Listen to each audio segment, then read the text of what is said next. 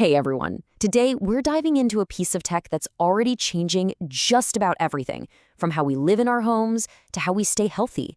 I'm talking about the Internet of Things, or, as you've probably heard it, IoT. I mean, just think about that for a second. It sounds like something straight out of a movie, but it's not. It's happening right now, and it gets to the very heart of what IoT is all about, connecting everyday objects to the internet to do some pretty extraordinary things. And the scale here is, well, it's just mind-blowing. To give you some perspective, experts were forecasting that by 2020, there'd be 50 billion devices connected to the internet. And we're not just talking about your phone or your laptop. We're talking about, well, everything. Your thermostat, your car, your fridge, you name it. So, when we say Internet of Things, what do we actually mean? Because this is a huge leap beyond the internet that most of us grew up with, the one we use on our computers and our phones. Okay, so here's the official definition. The two parts you really need to latch onto are physical objects, so think actual things in the real world, and the kicker, without direct human interaction. These devices are chattering away to each other all on their own, making decisions in the background. This chart really nails the difference. The regular internet, right? It's mostly about us, about humans. We type something in, we get information out. But the IoT, that's totally different. It's about devices collecting data all by themselves to actually control the physical world around us. It's a total game changer. So how does a tiny little sensor on, say, a streetlight turn into useful info on a city planner's dashboard? Well, it all breaks down into a pretty simple 4-layer system. Let's walk through it.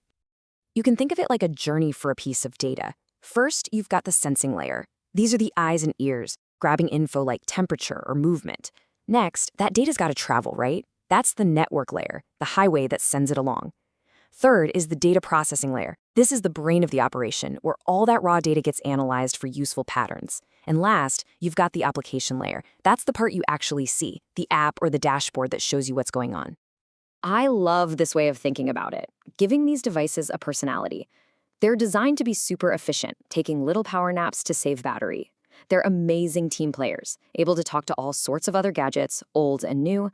And they're quietly smart, turning a bunch of boring numbers into something you can actually use, all while being that perfect, energy-efficient roommate who never leaves the lights on.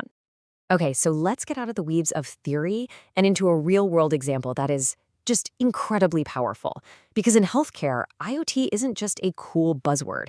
It is literally saving lives. Just wow! Read that sentence. That one little paragraph describes a fully automated, life-saving system. It's providing constant monitoring and can ping a doctor the second something is wrong, no matter where that patient is. That's incredible. And this right here, this is that 4-layer system we just talked about, but in action. You've got the sensors on the patient, your smartphone acts as the gateway to collect the data, the network sends it up to the cloud where it's stored and analyzed, and boom, it pops up on a doctor's screen in real time. And the so what here is huge. This kind of tech means we can manage chronic diseases way better. We can catch problems super early, and it can seriously cut down on hospital visits. That saves everyone time, stress, and yeah, a lot of money. But you know, like with any technology this powerful, there's always a flip side. The incredible promise of IoT comes with some really big challenges that we absolutely have to talk about. It's a classic trade-off. On one side, you have this amazing world of efficiency, convenience, and control. But on the other, well, every single one of those connected devices is a potential door for a hacker. It raises these enormous questions about security and, of course, the privacy of our most sensitive data. You know, the Internet of Things didn't just pop up out of nowhere.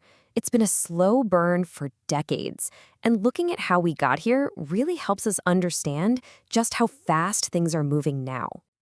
Believe it or not, this whole thing arguably started back in 1982 with a smart vending machine that could report if it needed a refill. Kind of funny, right? But then look at the timeline. The iPhone in 2007 basically put an IoT hub in everyone's pocket. Then Echo brought voice control to the mainstream, and by 2015, we had cars using countless sensors to help drive themselves. The acceleration has been absolutely wild. And that leads us right here to the final and maybe most important question. The technology is here, and it's not slowing down. So the challenge for all of us, really, is to figure out how we build this amazing, connected future in a way that's not just smart and efficient, but also safe and secure. How do we get the progress without sacrificing our privacy? That's the big question. Thanks for tuning in.